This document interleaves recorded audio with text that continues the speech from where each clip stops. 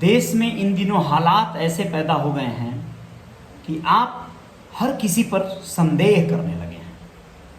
आपको न जाने क्यों डर लगने लगा है, और ये डर वाजिब भी है। लेकिन क्या अपने देश में आप डर के जीना चाहेंगे, या फिर डर के जीना उचित है क्या? फिर भी आप लोग किसी को किसी भी प्रकार की सजा देने के तो हकदार नहीं हैं। आपको सजा देने के बारे में सोचना भी नहीं है, क्योंकि हम सभी लोग एक बराबर हैं। सबको एक अपने आप में एक अधिकार है, और वो अधिकार आपको एक आज़ादी देता है, एक स्वतंत्रता देता है। वह स्वतंत्रता जिससे कि आप अभिव्यक्ति की आज़ादी कहते हैं। आप कुछ लिख सकते हैं, कुछ पोस्ट कर सकते हैं, साझा कर सकते हैं। ये बात अलग है कि उस पोस्ट से कोई सहमत हो ना हो, उस बात से कोई सहमत हो ना हो। हम आपकी बात से सहमत नहीं है, सरोकार नहीं रखते हैं, कोई बात नहीं, लेकिन हम उसके बदले में प्रतिक्रिया इतनी भयंकर कर दें कि मानवता शर्मसार हो जाए। बहुत दुख है। नमस्ते, Ajay Sahni star real reporter news का पेज आपका स्वागत, आपका अभिनंदन आपका। आप लोगों को बताने जा रहा हूं दोस्तों कि यकीनन 1 से 2 महीने में हर हाल में फैसला हो जाएगा। उदयपुर में जो घटना घटी है, उन 2 दुर्दांत हत्यारों को सजाए मौत मिलेगी, इसमें कोई संदेह नहीं है, क्योंकि वारदात बहुत बड़ी है, बहुत गलत हुआ है। कन्हैया लाल जो मारा गया, जिसका कत्लेआम हुआ, वो गलत हुआ है। उसको ऐसे नहीं मारना था, और इस तरह से किसी को भी नहीं मारना था। लेकिन ये करने वालों ने एक मैसेज दिया है समाज को। आप लोगों को पता है, समाज में उन लोगों के खिलाफ किसी भी तरह की आपराधिक कोई रिकॉर्ड नहीं है।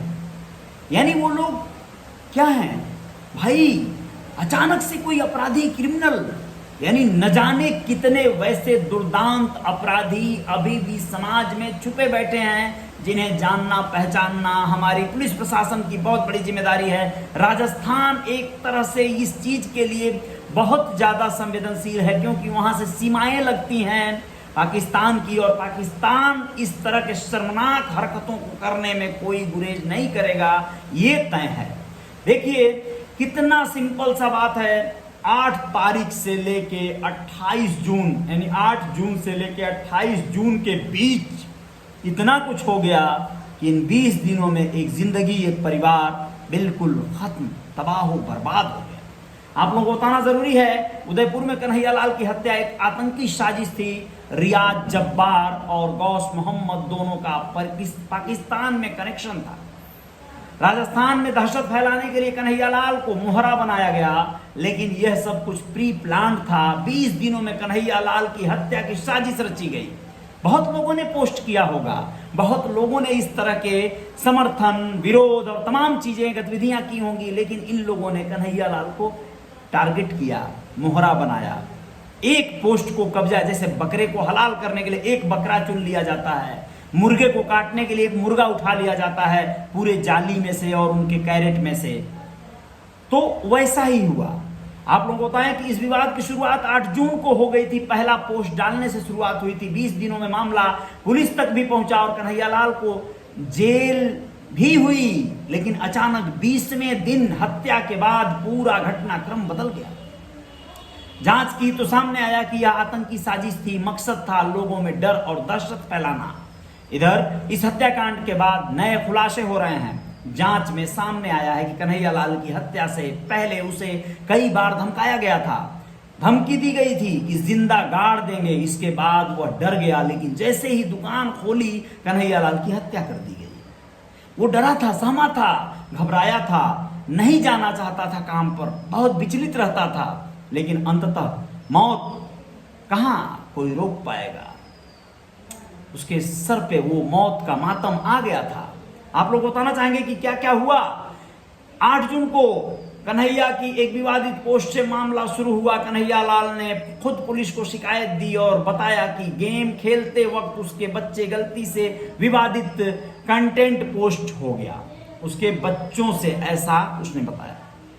10 जून को क्या होता है, कन्हैयालाल की दुकान पर कुछ लोग पहुंचे, कॉल करने के बहाने फोन लिया और बताया कि कुछ पोस्ट हुआ है। इसके बाद फोन से पोस्ट डिलीट कर दी, जैसा कन्हैया ने अपनी शिकायत में कहा था।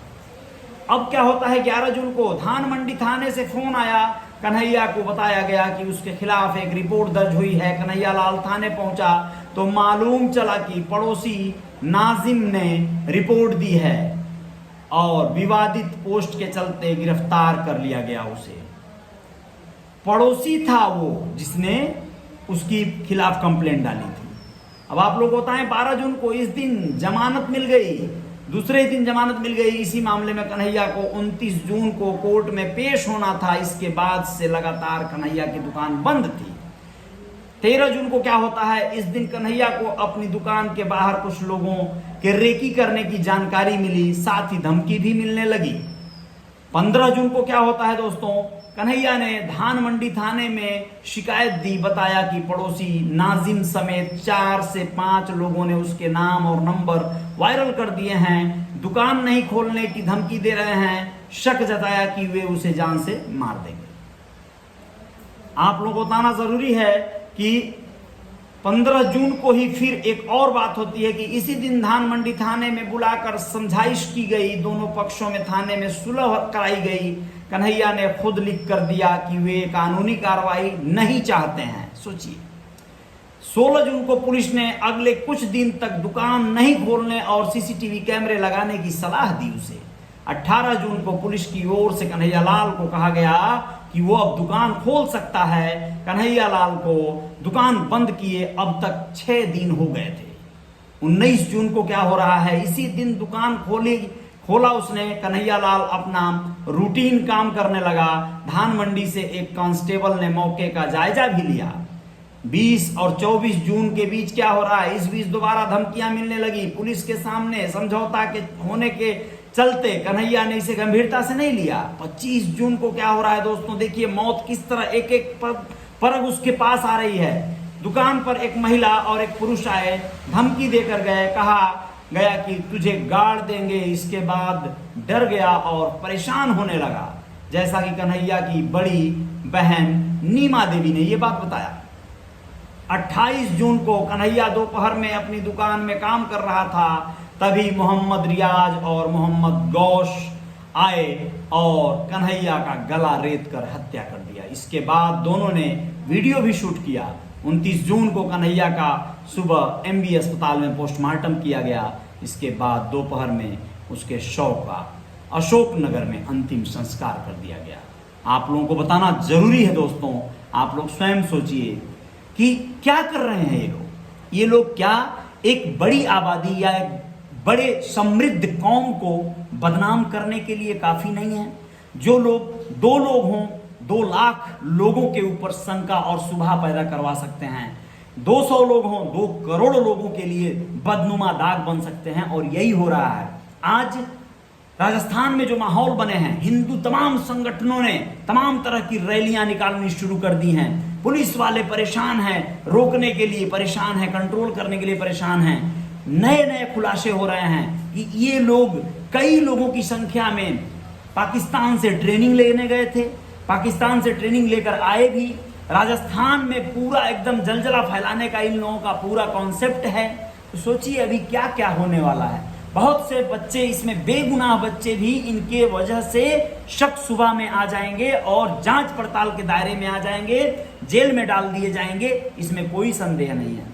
ये लोग वीडियो वायरल कर करके भाई ललकारते हैं, अपने कौम के युवाओं को बोलते हैं कि तुम लोग चूड़ियां पहन लो वरना गला रेतो, सर कलम करो।